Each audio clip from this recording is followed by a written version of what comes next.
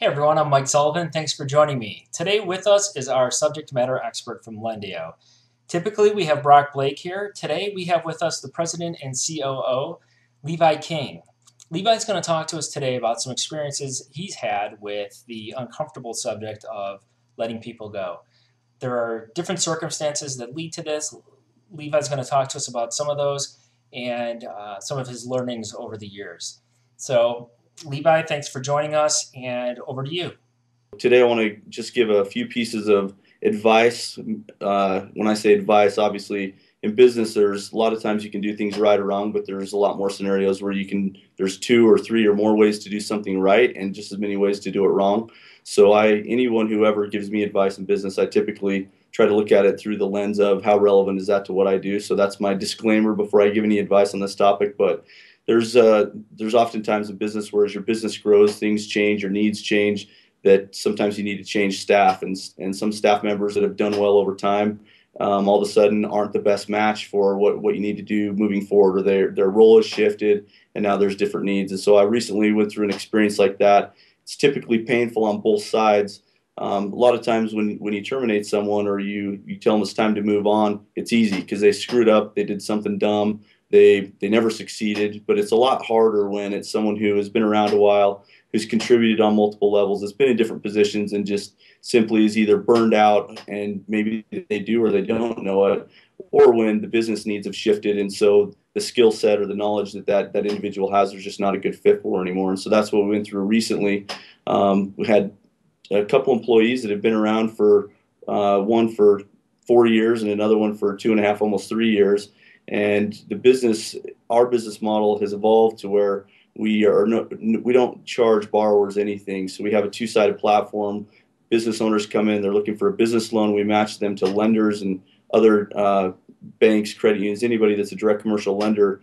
We match them together so that business owner can get a loan. So in the past, we sold things to those business owners. Now we don't. And so we had to take, not just in sales, but sales, customer service, any positions that surrounded servicing a borrower, and had to say, okay, now that our business model has changed, where do our needs change? And with a couple of those employees that had been around for a long time and done a great job, there was no longer a position that was an exact fit for their skill set. So that's kind of a painful time on both sides, and it's difficult as the employer to communicate, we need to let you go, but you're not garbage. It's not, and you didn't even necessarily screw up. We just changed, and we had good intentions along the way, and we told you there would be opportunity, but we just can't figure out what that opportunity is, so we need to part ways. And I think that the lessons that I've learned, both just this last couple of weeks, but over time, as it relates to letting people go, that in that scenario, when again there's not necessarily anything wrong with them, is that I should be more careful in advance, and not say we'll find a place for you as the business needs shift or as our business model shifts and there need to be changes. Just not make that commitment, because it's easy to make it and be sincere, but you can't predict what you're going to need when the business model shifts. So it's logical to say we need good people. We need people that work hard, they're consistent, they like what we do, and they don't cause problems. That's easy, and it's logical. And that was kind of the trap for me, is to be able to make that commitment to people and say, well, it's logical, we'll find a place for you, but not be able to fast forward. And you can never see until you're in that circumstance, when you're in that shift, what exactly you do need and whether there is a good fit or not. So like I said, one thing I've learned is just to be more careful on commitments like that, just verbal commitments. And two is to not try to put somebody in the wrong box. You know, if they're round and you want them to fit into a square, doesn't matter if you made the commitments or not. If you force somebody into a position that isn't naturally aligned with their skill sets and what they're passionate about, they'll do it to make you happy. They'll do it maybe because they have other motives, like they want to keep their job, they need the income, they love the company, whatever the case may be. But it's just not sustainable for someone to work in a capacity that they're not cut out for. And again, not speaking to that they don't have high skills or they're not a great employee, rather they just don't have the right ones. For someone to be sustainable in a position, if we're desperate or if we have some external motive, we can motivate ourselves to go through misery for some period of time, but it wears off. If we're not a fit and if we don't enjoy it, you won't find that motivation forever. You'll look for another job opportunity. You'll look for a better fit.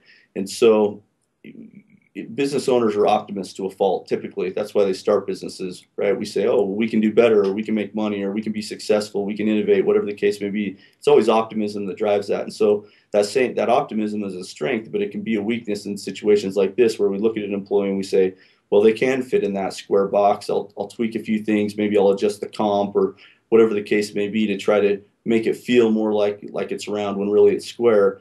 But people can't survive in an environment forever, or even for an extended period of time, where they're not naturally aligned to that position. And so that's the mistake, is to try to accommodate, to make the commitments and then try to accommodate when I shouldn't, based on, rationalizing because of the optimist side again, that, hey, I think we can make this work.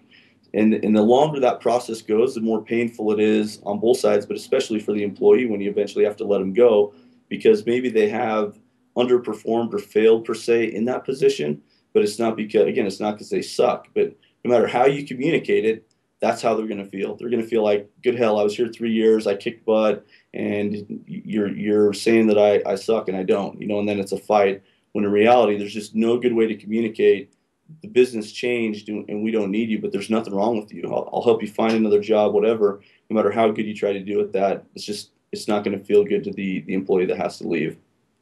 So let me ask this: is it the right time if someone's in a position, either a new position or, like you said, the situation changes and your role changes? If it doesn't feel like the right fit, is that the right time to, go to your manager or, to go to somebody and say, hey, look, I don't think this is working. What can we do?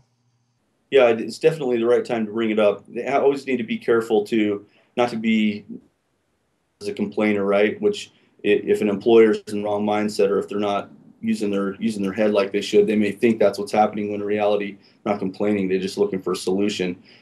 Typically, what I've found, the challenge is the person that's in that role, they start to become a victim. So they don't understand that maybe they're not performing at the level they're used to or they would like to, because of simply it's the wrong environment or the wrong job.